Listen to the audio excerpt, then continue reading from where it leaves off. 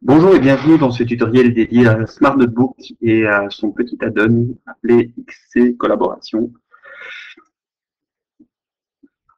Cette vidéo va vous montrer le fonctionnement donc de ce widget qui va permettre en fait d'interagir avec les périphériques des élèves en classe pour récolter toute une série de réponses qui vont venir s'intégrer sur votre tableau interactif.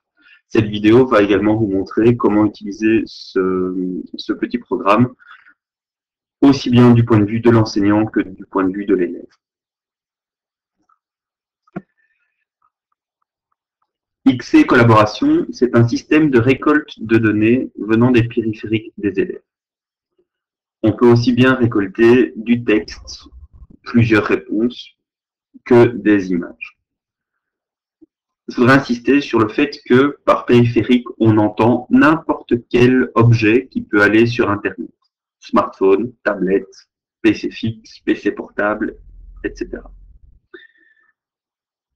Que va faire XC Collaboration? Donc, il va permettre aux élèves de se connecter pour envoyer des données qui vont s'afficher de façon automatique directement sur le tableau interactif.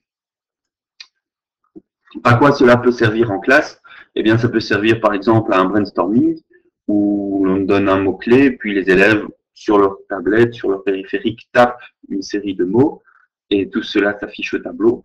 Ça peut aussi servir pour des sondages, des réponses ponctuelles à des questions que l'on aurait pu faire oralement, une recherche de mots-clés dans un texte, répondre à la question quels sont pour vous les mots les plus importants d'un texte.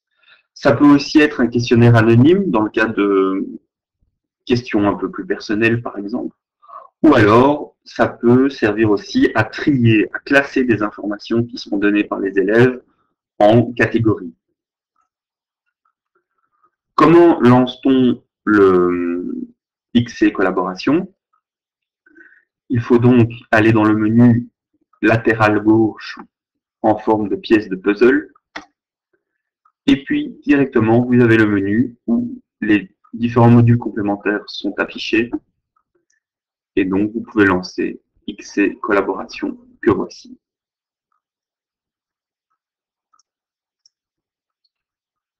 Une fois qu'il est lancé, vous avez un menu de connexion où vous pouvez vous connecter à votre compte. Ce n'est pas nécessaire.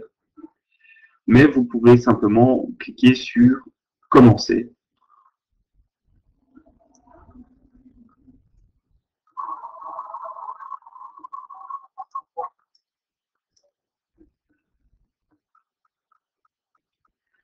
Et vous choisissez si les élèves saisissent un nom ou pas.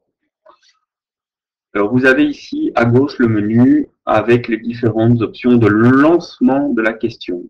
Donc ce qui va être fait directement avant de lancer la question. Ici, vous voyez l'option insérer le QR code. Donc en grand sur votre tableau interactif s'affiche ce QR code que les élèves peuvent flasher avec leur tablette. Si ce n'est pas le cas, ils peuvent simplement taper l'adresse send2nb.com et saisir l'identifiant de votre session, c'est-à-dire le code unique qui va permettre aux enfants de communiquer spécifiquement avec vous. Alors, le menu suivant va vous permettre de choisir le type d'affichage que vous voulez dans vos réponses, soit par liste, soit par affichage aléatoire ou par catégorie, par superposition.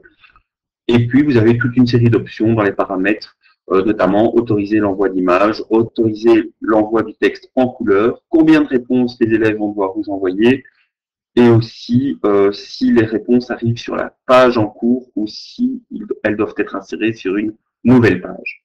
Une fois que c'est fait, vous cliquez sur Démarrer.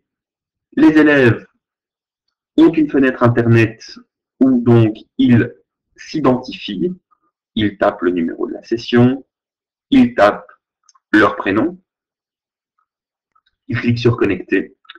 Et voici la fenêtre avec l'espace pour retaper leur réponse ou le bouton pour aller rechercher une image sur leur disque dur et un bouton Envoi. Une fois que c'est fait, vous voyez, Envoi 1 sur 1, ça veut dire que l'élève a envoyé une question et une réponse unique. Et la voici donc qui s'affiche au tableau directement. Merci à tous.